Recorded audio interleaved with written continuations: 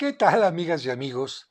Este video decidí titularlo El misterio del medallón de San Judas Tadeo porque muchas personas cuando ven la imagen de San Judas Tadeo que lleva un medallón grande con un rostro, no saben de qué se trata.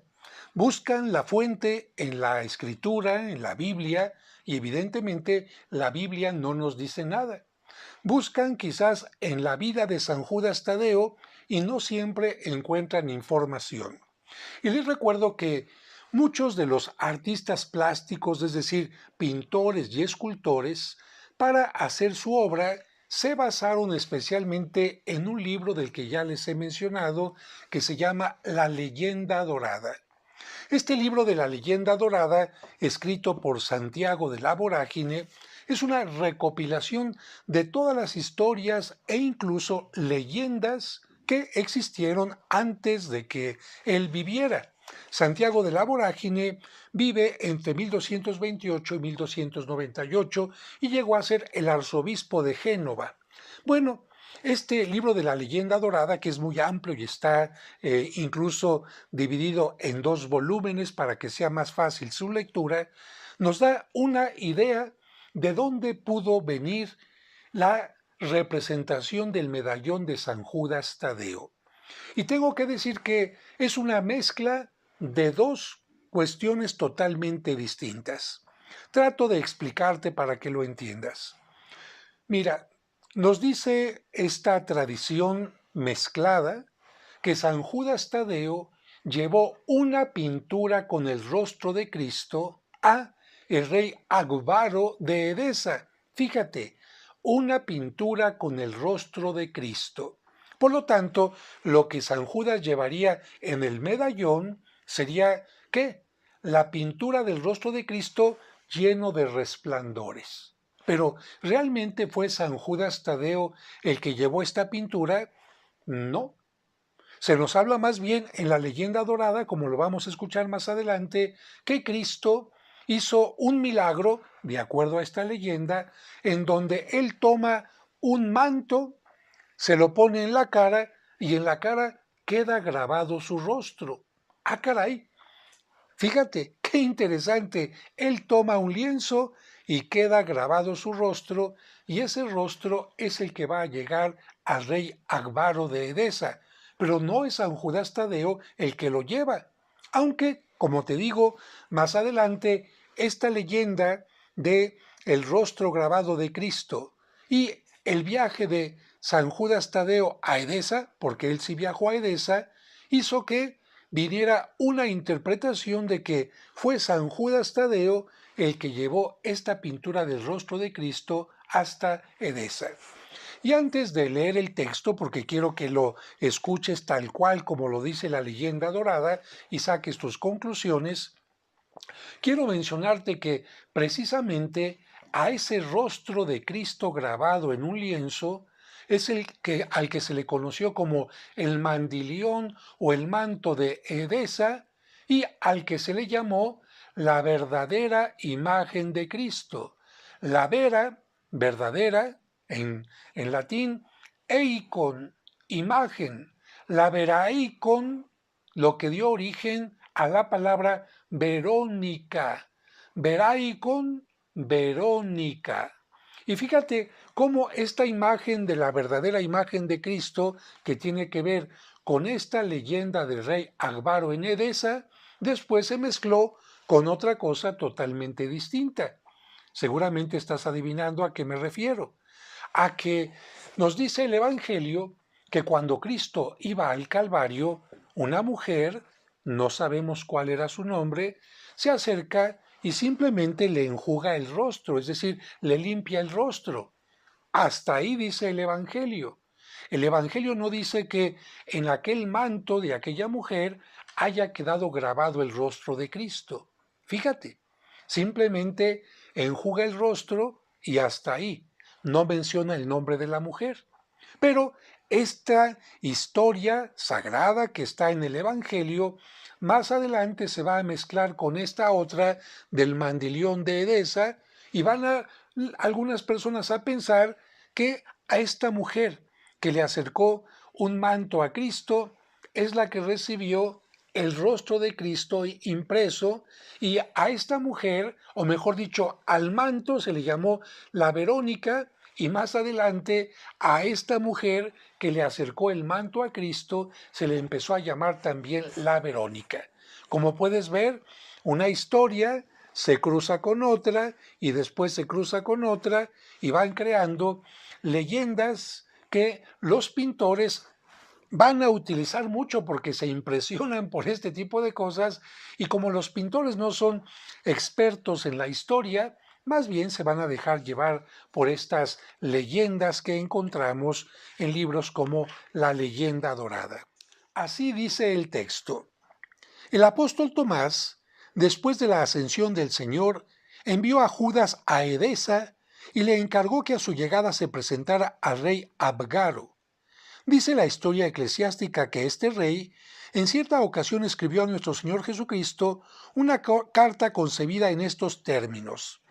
Abgaro, rey e hijo de Eucaria, desea salud al buen Jesús el Salvador, quien según mis noticias se encuentra actualmente por tierras de Jerusalén. He oído decir que curas a los enfermos sin utilizar medicamentos ni hierbas de ninguna clase, y que sin más instrumentos que tu propia voz haces que los ciegos vean, los cojos anden, los leprosos queden limpios y los muertos resuciten. Reflexionando sobre estas cosas, he llegado a la conclusión de que tus extraordinarios poderes solo pueden explicarse de una de estas dos maneras: o porque seas el propio Dios bajado a la tierra desde el cielo, o porque seas algún hijo suyo. Como yo estoy enfermo desde hace mucho tiempo, me he decidido a escribirte para rogarte que, a pesar de las molestias que esto va a suponer para ti, tengas a bien venir hasta aquí a curarme de mi enfermedad. Me han dicho que los judíos murmuran de ti y que quieren destruirte. Sal de entre ellos, ven a esta ciudad porque, aunque es pequeña, sus gentes son honradas y en ella hay sitio para ti y para mí.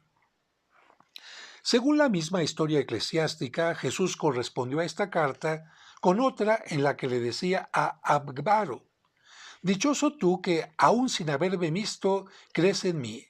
Ya estaba profetizado desde tiempos remotos que muchos, sin conocerme personalmente, me aceptarían, y que otros, a pesar de que me verían y serían testigos de mis obras, me rechazarían. Respecto al ruego que me haces de que me traslade a tu ciudad, tengo que decirte lo siguiente.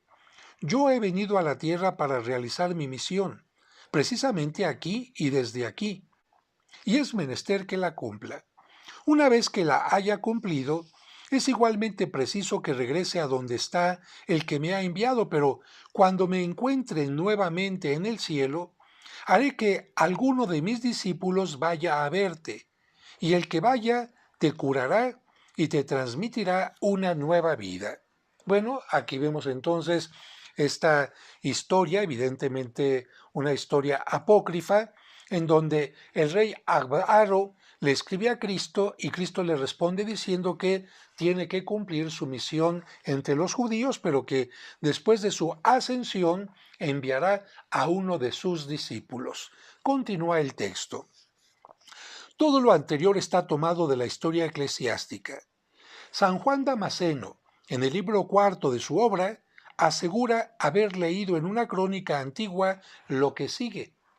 Enterado Abgaro de que no tendría oportunidad de conocer a Cristo personalmente, envió a un pintor hasta Jerusalén, con el encargo de que hiciese un retrato de Jesús para poder ver siquiera en imagen al que no le iba a ser posible contemplar físicamente.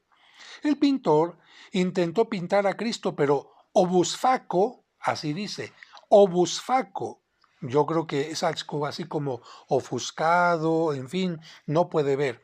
Pero obusfaco, por los vivísimos resplandores que procedían del rostro de Jesús, veíase obligado a cerrar los ojos cada vez que los abría para mirarle. Y como no conseguía captar los rasgos fisionómicos del Salvador, tuvo que desistir de su empeño. Entonces el Señor, que se estaba dando cuenta de todo, tomó con su mano la banda de lienzo con que el pintor ceñía su túnica, la colocó sobre su propia cara, imprimió en la tela la imagen de su rostro y devolvió la prenda al pintor para que se la entregara a Abgaro, que tanto deseaba tener su retrato. Es la única parte de la historia de la leyenda dorada que habla de un lienzo en el que queda grabado el rostro de Cristo. En la aludida crónica antigua, según San Juan Damasceno, se describía la faz del Señor tal como quedó grabada en la tela mencionada. En esa descripción se decía que en la susodicha imagen los ojos de Cristo eran grandes y hermosos, sus cejas muy pobladas, su cara alargada, su frente ancha y saliente, como suele ser la frente de las personas sensatas. Posteriormente, la leyenda dorada menciona que desde que llegó la carta a Abgaro, o Abgano, porque también se le llama así, en aquella ciudad de Edesa reinó la paz en todo momento.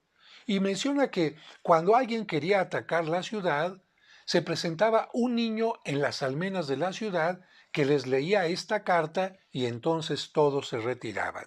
Pero continúo con la parte que tiene que ver con San Judas Tadeo.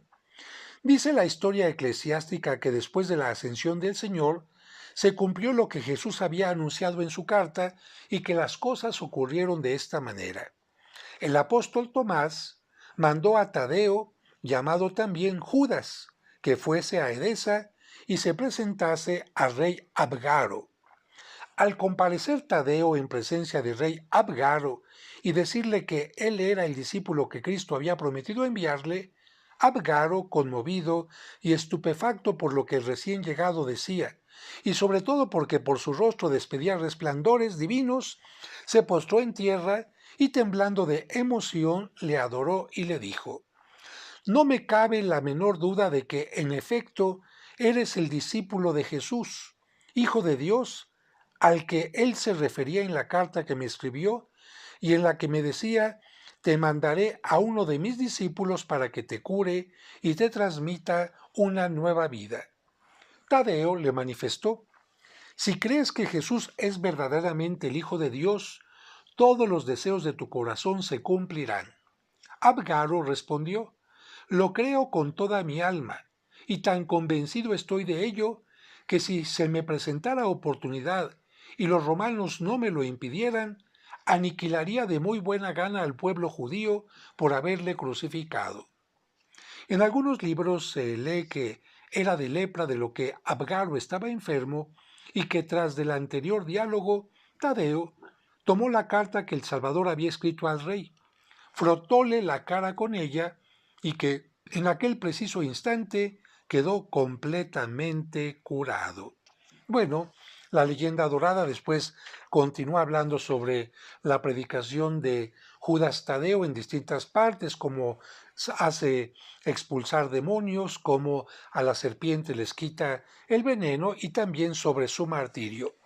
Pero como pueden ver, queridos amigos, esta historia del rey Abgaro es la que va a dar origen a que a San Judas Tadeo se le represente con este medallón que representa una pintura que, de acuerdo a algunos, fue San Judas Tadeo el que le llevó al rey de Edesa y que fue esa pintura la que él se puso junto a la cara y recuperó la salud que tenía perdida por la lepra. La leyenda que acabamos de escuchar nos habla que fue más bien la carta la que se frota en la cara, la que se toca el cuerpo. Pero como pueden ver, se van mezclando una leyenda con otra, una tradición con otra, y van creando en los pintores imágenes como la que vemos ahora en escultura y en pintura. Algunos otros que no conocen la leyenda dorada mencionan que, bueno, sin conocer esto, que San Judas Tadeo, como era primo de Cristo, era muy parecido a él, y que por eso quienes lo veían decían que veían al propio Cristo. Es una interpretación totalmente distinta. Y otros dicen que para San Judas Tadeo lo más valioso era Cristo y que por eso era como una moneda que llevaba, porque para él lo más valioso era Cristo. Otra interpretación que no tiene fundamento alguno.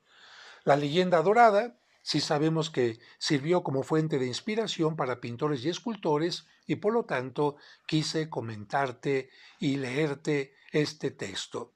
Que Dios les bendiga. Si les gustó este video, denle me gustó y si quieren suscribirse, aquí donde dice suscribirse para que les lleguen mis notificaciones, mis videos en la forma más fácil. Que Dios les bendiga.